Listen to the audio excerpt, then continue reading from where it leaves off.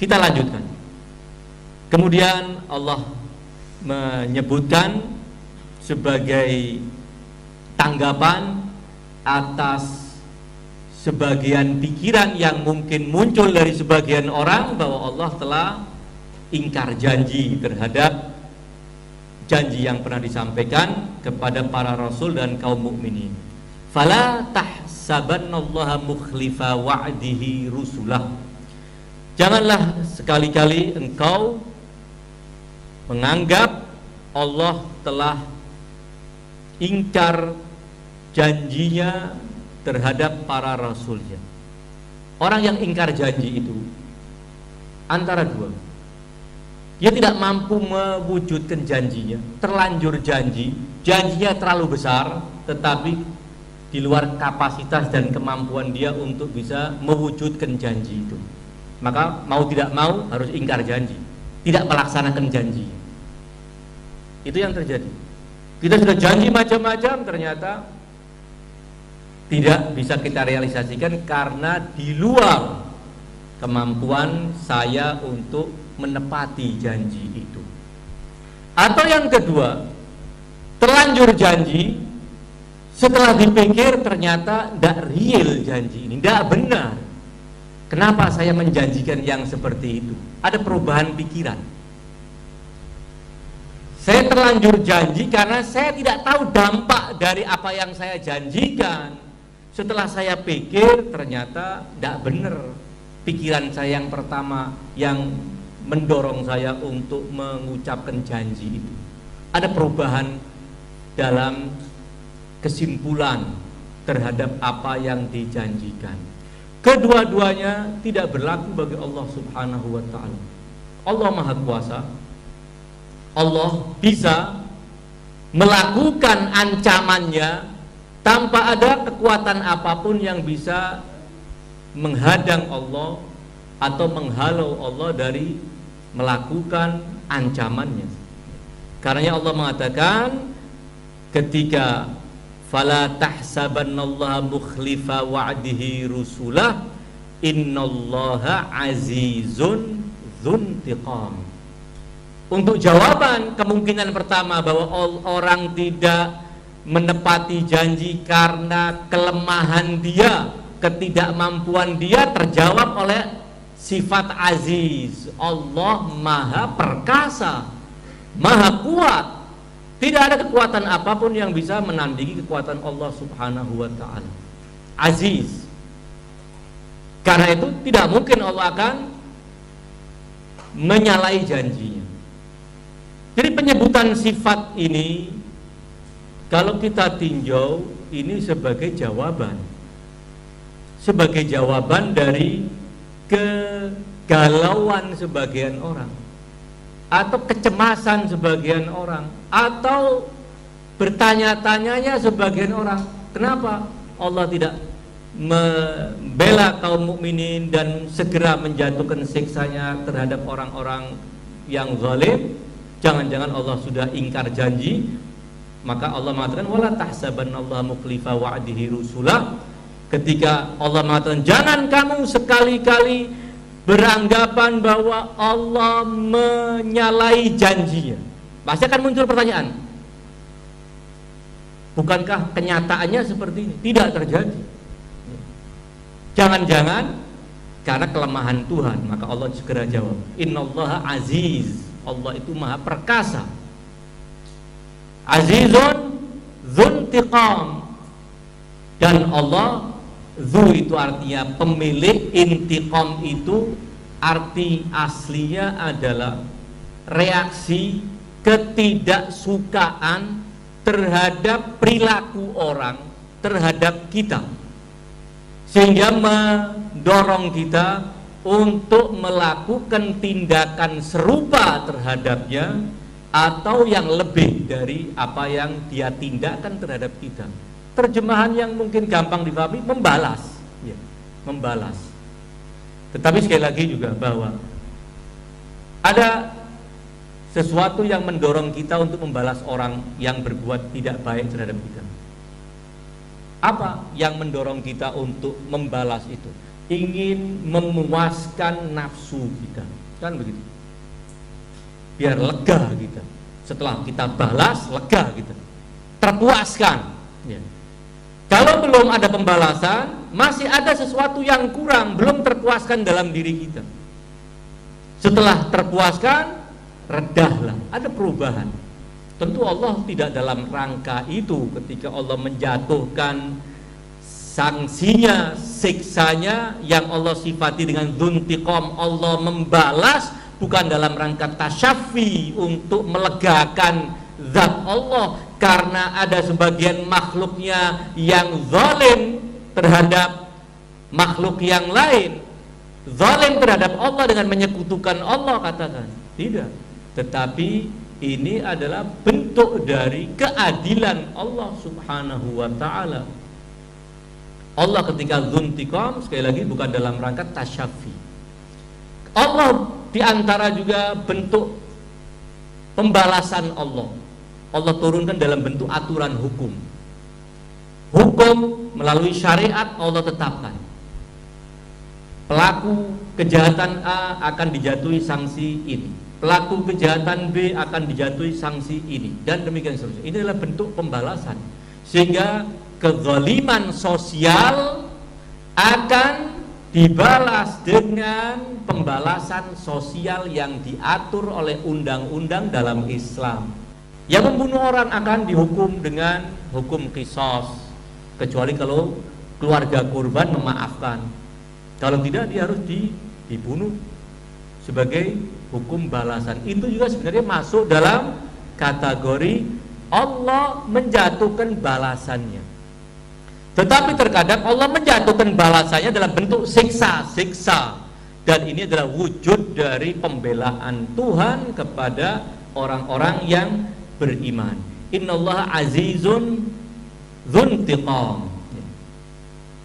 Dalam uraian sastra Arab, terkadang sebuah kalimat itu ketika disampaikan secara otomatis mengundang reaksi bertanya si pendengar. Saya bawakan contoh begini, sebelum nanti contohnya ayat ini juga.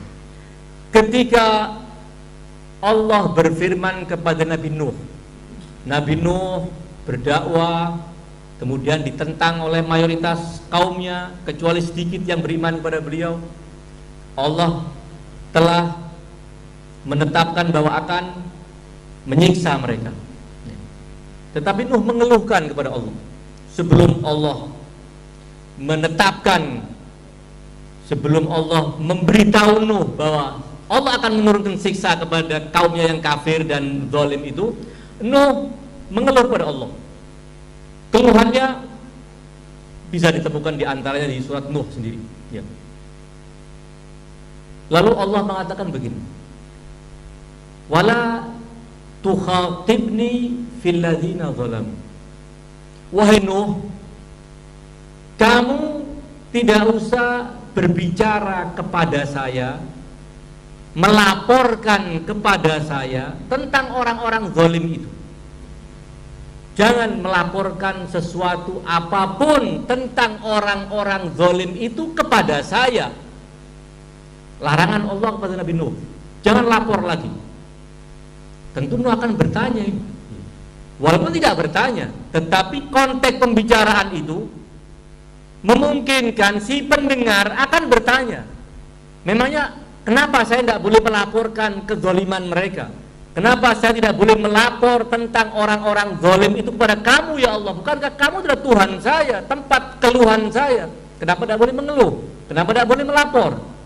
Maka segera jawabannya mengatakan innahum mughraqun. Karena mereka sebentar lagi akan tenggelam semua. Dia tidak usah laporan, tidak usah mengeluh, biarkan saja. Kenapa? Innahum mughraqun. Perhatikan, setelah la tukhatibni fil ladzina zalamu, tidak ada huruf apapun, contoh huruf wawu tidak ada, wa innahum mughraqun tidak ada, atau fa innahum mughraqun juga tidak ada. Tidak ada huruf sambung apapun, huruf sambung wawu maupun huruf sambung fa atau huruf sambung summa dan sejenisnya. Tidak ada. Berarti seakan kalimat itu titik besar. Ketika Allah mengatakan la tukhatibni fil ladina dzalamu, titik besar, berhenti di situ. Ayat atau kalimat setelahnya ini kalimat baru lagi, innahum mughraqun. Seakan kalimat kedua ini putus dari kalimat pertama, seakan putus. Tetapi dalam pandangan sastra Arab ini justru sangat menyatu, bukan terputus. Kelihatannya terputus. Yang namanya kalimat kalau mau disambungkan dengan kalimat sebelumnya harus ada huruf sambung, namanya waw, fa, summa dan sebagainya. Itu kalau mau nyambung pasti pakai huruf sambung. Kalau tidak ada huruf sambung mestinya titik, kan begitu. Tapi menurut kaidah dalam sastra Arab ini justru saking sempurnanya sambungan sehingga tidak butuh sambungan, sehingga tidak butuh huruf sambung apapun. Dalam bentuk kayak begitu. Ketika kalimat kedua itu merupakan jawaban dari sebuah pertanyaan yang mungkin muncul akibat kalimat pertama. Jelas ya gitu ya. Demikian juga pada ayat ini.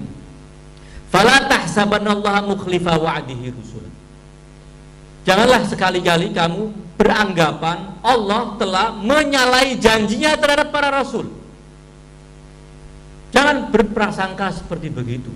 Kamu menganggap Allah menyalahi janji itu kan dalam anggapan Allah itu lemah, Allah itu mudah berubah pikiran. Maka Allah kemudian mengatakan innallaha azizun dzuntiqam. Tidak ada kalimat dikarenakan Allah, tidak pakai dikarenakan, langsung sesungguhnya Allah. Jadi tidak ada kata sambung apapun yang menggabungkan dia dengan kalimat yang sebelumnya. Dan ini menjadi bidikan sebagian ahli tafsir yang memang biasanya berkecimpung dalam urusan sastra. Tidak semua ahli tafsir suka ngorek-ngorek urusan sastra begini. Kenapa? Karena memang spesialisasinya mungkin masing-masing. Ya. Contoh Alamat Toba-Toba ini tidak menyinggung masalah ini dalam Tafsirul Mizan. Di luar bidikan beliau, namun para mufassir yang lain terkadang punya kecenderungan untuk membicarakan soal ini, sementara sisi-sisi yang lain mungkin terlalui, tidak dia bicarakan. Ala kulli hal. Kembali bahwa ini bagian kedua dari ayat yang menepis anggapan bahwa Allah menelantarkan kaum mukminin, Allah tidak memberikan pembelaan terhadap dakwahnya yang dibawa oleh para rasul yang telah dicecer dalam sepanjang surat Ibrahim. Bukankah ajaran yang dibawa oleh para nabi itu adalah ajaran suci yang datangnya dari Allah? Lalu kenapa mereka selalu tertindas? Kenapa mereka selalu teraniaya? Kenapa orang-orang para penentang itu justru yang berjaya? Jangan-jangan karena Allah lalai, atau jangan-jangan karena Allah menyalahi janjinya. Dan kedua-duanya sudah dijawab. Fala tahsabannallaha mukhlifa wa'dihi rusulah innallaha azizun dzuntiqam. Allah akan menurunkan siksanya. Allah akan membalas. Dzuntiqam, punya sifat dzuntiqam. Ini dari gabungan dua kata dzu dan kata intiqam. Dan sifat ini disebutkan dalam banyak ayat, selalu pakai dua rakitan kata ini. Innallaha azizun dzuntiqam, ini ditemukan sifat dzuntiqam ini disandang atau disematkan untuk Allah dalam banyak ayat. Ya. Tentu dengan menyisihkan, membuang sisi negatif yang mungkin terbayangkan dari tindakan intiqam. Ya. Tindakan intiqam, membalas, yang kita sering terjemahkan membalas dendam. Ya. Ada sisi negatif, harus disisihkan dan dijauhkan dari Allah Subhanahu wa ta'ala. Kapan Allah akan membalas mereka? Yauma tubaddalul ardu ghairal ardi was samawatu wa barazu lillahil wahidil qahhar. Yaitu kapan terjadinya? Allah akan menyiksa, Allah akan menepati janjinya di hari di mana tubaddalul ardu ghairal ardi. Bumi yang kita tempati sekarang ini akan diganti dengan bumi lain yang akan kita tempati di hari kiamat nanti. Demikian juga langitnya. Yauma tubaddalul ardu ghairal ardi was samawat juga diganti. Para ulama sibuk menjelaskan apa maksud bumi diganti dengan bumi. Apakah ketika nanti hari kiamat terjadi, dan ketika kiamat kita tahu bumi ini hancur lebur, tidak cuma bumi, semua tatanan kehidupan di langit juga ikut hancur, ya. Lalu kita yang ada di bumi ini dikumpulkan di mahsyar. Ini berarti tempat baru. Yang dimaksudkan dengan itu adalah hukum yang berlaku di tempat itu berbeda dengan hukum yang berlaku di tempat kita sekarang yang kita sebut dengan bumi dan semua langit yang meliputi kita. Ada alam lain yang tidak mesti kita tahu rinciannya. Namun di situ kita akan dibangkitkan, di situ kita akan dikumpulkan, dan di situ kita akan dibaris sesuai dengan kelompoknya masing-masing. Sebelum kemudian nanti maju satu persatu untuk mempertanggungjawabkan semua amalan kita di hadapan Allah Subhanahu wa taala. Alaihal, kembali bahwa di hari itu akan semua dikumpulkan di mahsyar, dan di masa kumpul di mahsyar waktunya panjang. Kita manusia, kita butuh makan, butuh minum. Lalu bagaimana kita akan makan, minum, konsumsinya siapa? Kalau ingin saya bacakan sebuah riwayat yang terkait dengan hari di mana diganti dan dirubahnya hari-hari ini.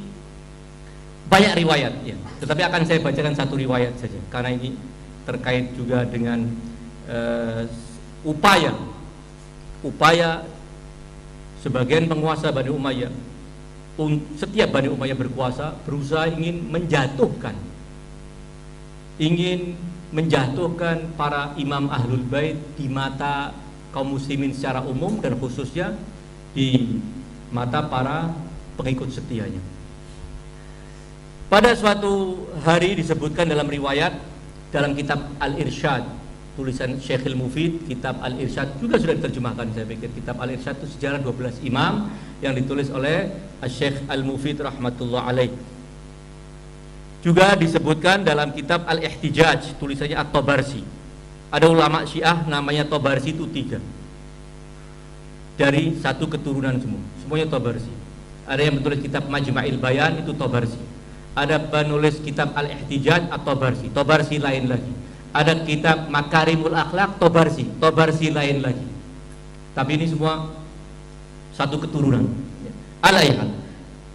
Dari riwayat dari Zuhri adalah yang tadinya dekat dengan Imam Muhammad, dengan Imam Zainal Abidin, tetapi kemudian dirayu-rayu oleh Bani Umayyah sehingga menjadi ulama istana. Ada surat teguran dari Imam Zainal Abidin menegur Zuhri dan memperingatkan, jangan sampai kamu menjadi jembatan kezaliman orang-orang zalim.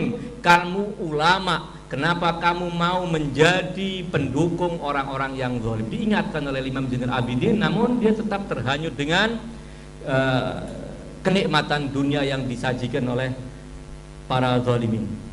Disebutkan bahwa pada suatu hari Husyam, sebagian orang sering menyebutnya Hisham, lakin saya sering dengar orang Arab tidak pernah menyebut Hisham. Husyam ibn Abdul Malik, anaknya Abdul Malik ibn Marwan. Ini ketika dia masuk ke Masjidil Haram, muttaki'an ala waladi Salim maula, dia sambil berpegang tangan dengan seorang dari keturunan Salim, budak dia, dan Muhammad ibn Ali ibn al-Husain jalisun fil masjid. Saat itu Imam Zainal Abidin, Imam Muhammad al-Baqir duduk di satu sudut di Masjid Al-Haram. Maka kata kepada Husyam, Ya Amirul Mukminin, hada Muhammad bin Ali. Wahai Amirul Mukminin. Itu Muhammad bin Ali Al-Baqir. Apa kata Husyam? Al-maftununa bihi ahlul Iraq. Apakah dia itu yang menjadikan orang-orang ahli Iraq terpesona kepada dia? Maka Hisham mengambil kesempatan. Idhab ilaihi faqul lahu. Pergilah ke sana dan tanyakan kepada dia. Yaqulu laka Amirul Mukminin. Amirul Mukminin berkata kepada kamu, ini pesannya yang ingin saya sampaikan kepada kamu. Malladzi ya'kulun nas wa yashrabuna ila an yafsila bainahum yaumal qiyamah. Apa yang dimakan oleh manusia dan apa yang diminum oleh manusia sehingga semuanya dilerai oleh Allah, masing-masing dimasukkan ke surga atau ke neraka. Saat di mahsyar, apa yang mereka konsumsi, makan apa, minum apa. Maka Imam Muhammad Al-Baqir mengatakan, yuhsyarun nas ala mithli qursin naqiyyin. Orang-orang akan dikumpulkan di mahsyar di tempat yang seperti roti besar, dan di situ ada sungai. Mereka makan ya dari roti itu, tidak habis-habis, dan mereka minum dari sungai itu. Air akan terpancar dari tanah di situ. Yaqulun wa yashrabun hatta yafragha minal hisab. Mereka akan makan, minum sampai selesai dihisab. Sambil menanti giliran hisab, maka mereka bisa menikmati itu semua. Katanya Hisham, ini kesempatan ini untuk menjatuhkan Muhammad ibn Ali Al-Baqir. Maka ketika jawaban itu disampaikan oleh budaknya kepada Amirul Mukminin Husyam ibn Abdul Malik ini, fara'a Husyam annahu qadzafiru. Ini kesempatan untuk menjatuhkan Muhammad ibn Ali. Di mahsyar kok masih sempat-sempatnya makan, sempat-sempatnya minum. Berarti lagi ngawur nih imamnya Syiah. Kan begitu. Kesempatan untuk menjatuhkan Imam Al-Baqir. Faqal, maka Husyam mengatakan, Allahu Akbar, idhab ilaihi. Kembali lagi kamu ke sana, temui dia. Faqul ma ashghalahum 'anil akli wasyurbi yauma idzin. Bukankah mereka lebih tersibukkan oleh suasana ketimbang harus sibuk makan dan minum? Di mahsyar masa mau masih sempat makan dan minum? Ini ingin menjatuhkan sekali lagi Muhammad Al-Baqir. Maka kata Abu Ja'far, kira-kira mana yang lebih sibuk? Di mahsyar atau di neraka? Di mahsyar tidak ada siksa, cuma kumpul nunggu giliran dihisab. Sementara di neraka orang-orang zalim, orang-orang kafir itu disiksa. Itu pun masih sempat minta makan.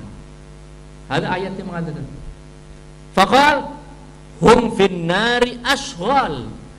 Di neraka mestinya mereka lebih sibuk dengan keadaan ketersiksaan mereka. Namun demikian walam yashtaghilu an dzalik. Mereka tidak tersibukkan dari makan dan minum. Allah berfirman menceritakan mereka, afidu alaina minal ma'i aw mimma razaqakumullah.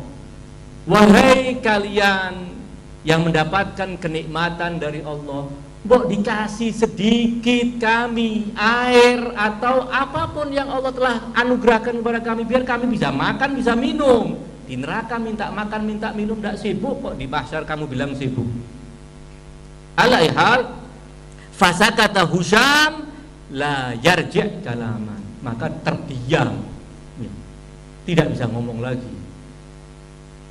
Mau mendebat Al-Quran An-Natiq, Al-Quran yang konkret, mau dia debat, sementara dia adalah Bani Umayyah yang tidak mewarisi hatta sehuruf dari Al-Quran yang turun kepada kakek Al-Imam Muhammad Al-Baqir alaihi salam. Kembali kepada ayat ini, bahwa di mahsyar akan semua dikumpulkan di sebuah padang yang sangat lapang dan besar. Wa barazu lillahil wahidil qahar. Baraza itu ketika seorang tampil di sebuah dataran yang luas sehingga tidak ada sesuatu yang bisa dia tutupi dari dirinya. Andai tempat itu ada bangunan-bangunan, mungkin dia bisa bersembunyi di balik tembok. Andai tempat itu ada pohon-pohon, mungkin dia bisa bersembunyi di balik batang pohon. Namun ketika kayak padang pasir kosong, maka semuanya akan terlihat jelas. Maka itu disebut dengan baroza. Baroza. Jelas bukan buat si yang melihat Allah, bukan, tetapi jelas dalam arti bahwa dia tidak bisa menutupi apapun.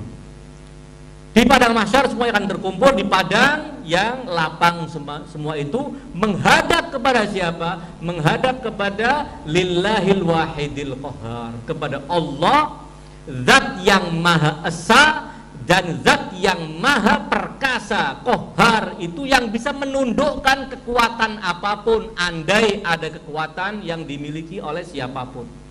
Qahhar, ya. Dalam doa pagi yang kita baca, satu contoh doa warisan Imam Amirul Mukminin Ali bin Abi Thalib yang awalnya ya man dala'a lisanas sabahi binutki taballujihi, ya.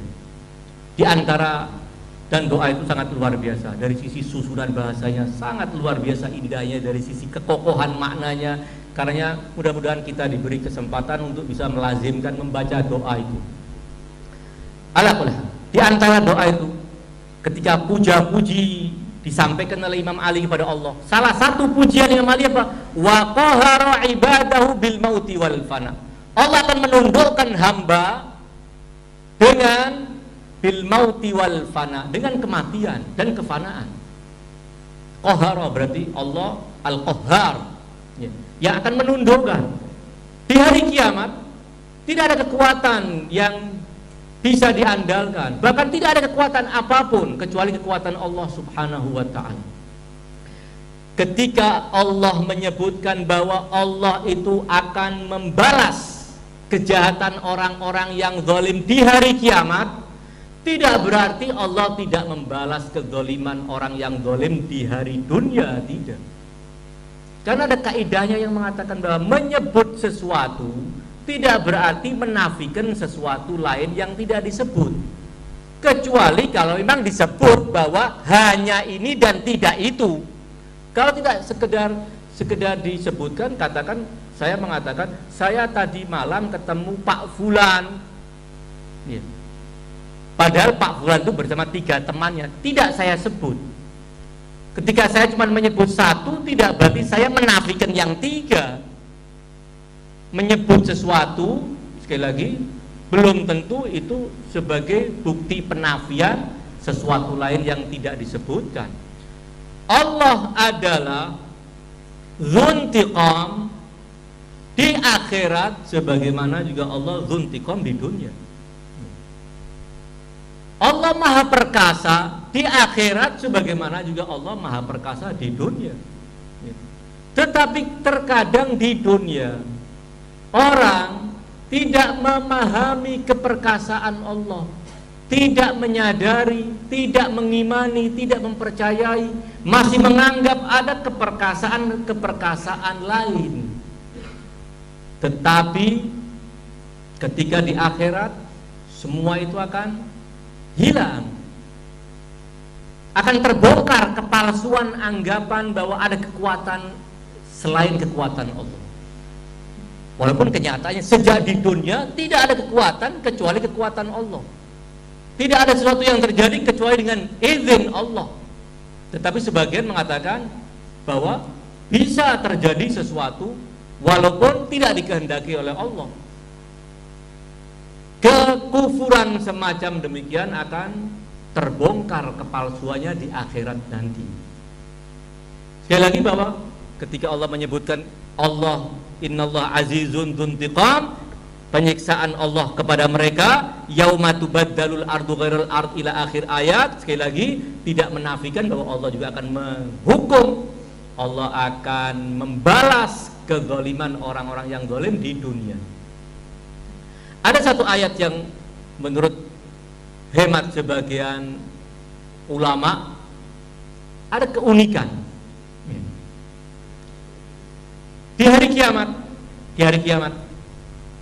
Ini sebagai bukti tambahan apa yang tadi saya katakan. Di hari kiamat Allah bertanya, Allah yang bertanya, dan Allah juga yang menjawab. Ajib, Allah yang bertanya, Allah yang menjawab. Allah bertanya kepada semua makhluknya yang dikumpulkan di mahsyar. Pertanyaannya, limanil mulkul yaum. Hari ini milik siapa kekuasaan itu? Di hari kiamat maksudnya. Maka jawaban Allah, lillahil wahidil qahhar. Yang jawab ya Allah sendiri. Tidak menanti dari mereka yang di mahsyar untuk menjawab. Limanil mulkul yaum lillahil wahidil qahhar. Ini sebuah keunikan kata sebagian ulama, bahwa Allah yang bertanya, Allah yang menjawab. Tapi bukan sisi itu yang ingin saya jelaskan, karena memang saya tidak punya penjelasan untuk itu ya, saya tidak tahu keunikan lebih detailnya seperti apa. Namun yang ingin saya sampaikan bahwa ayat itu mengatakan limanil mulkul yaum. Hari ini, hari kiamat, kerajaan dan kekuasaan itu milik siapa? Maka jawabannya milik Allah, lillahil wahidil qahhar. Sama dengan ayat ini ya, wa barazu lillahil wahidil qahhar. Pertanyaannya, memangnya kekuasaan Allah itu cuma di hari kiamat saja, atau sejak di dunia Allah adalah al-wahidil qahhar, kerajaan adalah milik Allah? Tentunya jawabannya sejak di dunia. Sejak sebelum ada alam dunia diciptakan pun Allah adalah al-wahidul qahhar. Tetapi kenapa ditekankan di hari kiamat? Karena di hari itu tidak ada kekuatan yang bisa diandalkan. Semua anggapan adanya kekuatan lain selain kekuatan Allah, semua terbongkar kepalsuannya. Sehingga benar-benar lillahil wahidil qahhar, pemilik al-mulk adalah Allah yang al-wahidil qahhar, nyata. Alaihal, kembali pada ayat ini ya. Allah kemudian melanjutkan, wataral mujrimin, dan kamu hari itu, di hari kiamat, engkau wahai Muhammad, engkau wahai mukmin yang akan menyaksikan kelak di hari akhirat, wataral mujrimin yauma idzin muqarranina fil asfad. Kamu akan menyaksikan orang-orang mujrimin, pelaku kejahatan terhadap individu, apalagi kejahatan kepada satu bangsa, kejahatan kepada komunitas, kepada orang-orang mukmin, orang-orang yang teraniaya. Jangan dianggap mereka akan lepas dari hukuman Allah Subhanahu wa taala. Allah akan siksa mereka. Ini wujud siksanya, diantaranya wataral mujrimin yauma idzin muqarranina fil asfad. Asfad itu jamak, bentuk jamak dari kata sofad. Sofad itu belenggu yang diikatkan di kaki. Kalau belenggu yang diikatkan di tangan atau di leher namanya al-aghlal. Ini diikat di kaki, diborgol kakinya. Maksudnya bagaimana? Apa kaki kanan diborgolkan dengan kaki kiri? Atau ada pengertian lain? Sebagian mengatakan mereka direnteng, kata orang Jawa ya. Sama-sama orang mujrimin itu disatukan dengan satu rantai. Sebagaimana mereka di dunia melakukan kejahatan bersama-sama, sebagaimana di dunia mereka juga melakukan kejahatan dari mental yang sama, dari jiwa busuk yang sama, mereka di akhirat akan direnteng oleh Allah. Tidak cuma orang-orang mujrim zaman tertentu, namun orang mujrim sejak awal sampai mujrim terakhir akan disatukan dan dirantai kakinya. Sebagai wujud bahwa kamu di dunia bersatu melakukan kejahatan, kamu di akhirat harus disatukan untuk diberi siksa. Muqarranin fil asfad. Tidak cukup itu. Sarabiluhum min qatiran. Sarabil itu jamak sirbal. Sirbal itu artinya baju yang dikenakan, celana, baju, pokoknya yang kita pakai. Ini namanya sirbal, jamaknya sarab. Sarabil. Disebutkan sarabilhum min qatiran. Baju mereka terbuat dari qatiran. Apa qatiran itu? Orang-orang Arab tahu qatiran itu apa? Adalah cairan yang diperas dari satu jenis tumbuhan, ya, yang baunya busuk. Biasanya dipakai, dioleskan ke onta, kulit onta yang sedang sakit. Ada sakit tertentu, dioleskan sekujur badan onta, dan setelah itu dia akan merasa kepanasan, akhirnya bakteri-bakterinya, penyakitnya akan hilang. Jadi qatiran itu adalah cairan yang ada unsur busuknya, ada unsur membakarnya, Tetapi jangan disamakan dengan qatiran akhirat dengan qatiran dunia.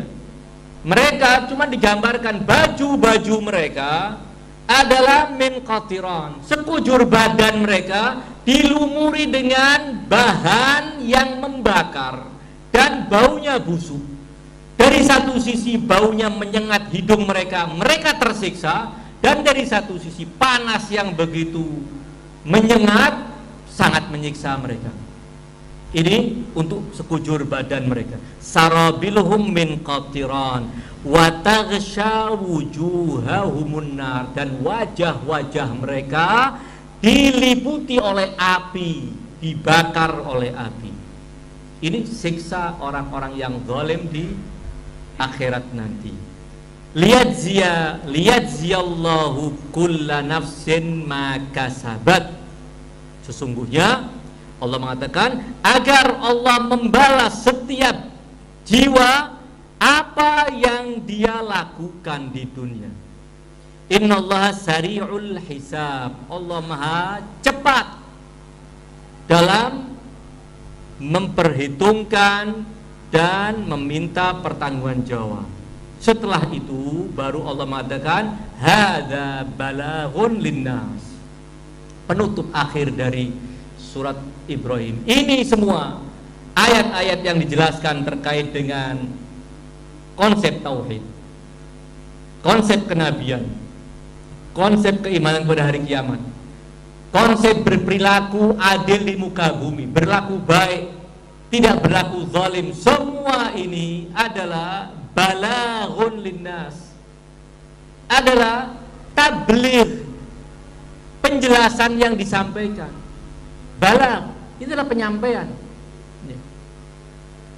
Sudah jelas, tidak ada yang tertutupi. Hada balaghun linnas waliyundaru bihi, agar mereka diberi peringatan dengannya, dengan balagh tersebut, dengan apa yang ditablighkan tersebut, ayat-ayat yang dibacakan tersebut, agar mereka diberi peringatan, waliya'lamu, dan setelah mereka mendapatkan peringatan agar mereka berhati-hati, dan tujuan berikutnya waliya'lamu, agar mereka tahu annama huwa ilahun wahid, bahwa sesungguhnya dia adalah Tuhan yang esa, waliyadzakkara ulul albab, dan agar orang yang memiliki hati, yang memiliki pikiran bisa menjadi ingat bahwa inilah Al-Quran. Misi Al-Quran itu adalah misi yang disampaikan oleh para nabi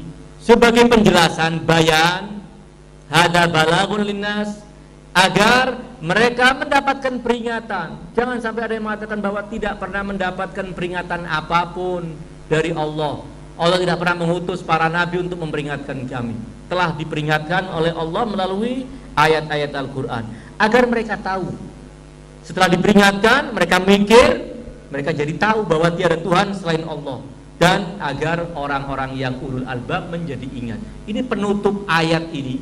Surat ini ditutup. Kalau kita nanti roll ke belakang, kembali membaca awal-awal surat Ibrahim, kita akan menemukan bahwa awal surat Ibrahim juga sedang berbicara tentang Al-Quran, sedang berbicara tentang inti ajaran Al-Quran, yaitu tauhid, dan ditutup dengan inti ajaran yang berbicara tentang tauhid. Hampir semua surat Al-Quran, khususnya yang panjang-panjang, kita akan temukan bahwa Ayat-ayat penutup selalu mengingatkan kita kepada ayat-ayat awal. Awal ayat akan mengindikasikan bahwa itulah tema utama yang akan dibahas di sepanjang surat itu. Dan ini adalah keindahan susunan Al-Quran yang menurut para ulama menjadi salah satu bukti bahwa yang menyusun Al-Quran ini bukan manusia. Bukan manusia yang menyusun Al-Quran. Di luar kapasitas kemampuan manusia untuk bisa menyusun serapi dan seindah ini. Ikhwan akhwat sekalian, alhamdulillah pada siang hari ini kita telah akhiri surat Ibrahim. Mudah-mudahan di kesempatan-kesempatan lain kalau Allah memberi panjang umur kita, memberi kesehatan kita, memberi kemudahan kita akan lanjutkan untuk mencoba mentadabbur surat-surat yang lainnya, yang tentunya semua surat-surat Al-Quran itu penting untuk kita fahami dan kita tadabburi. Hadza minni wa sallallahu ala khairi khalqihi ajma'in Muhammadin wa alihi thayyibin at-tahirin wa ghafarallahu lana wa lakum amin. Assalamualaikum warahmatullahi wabarakatuh.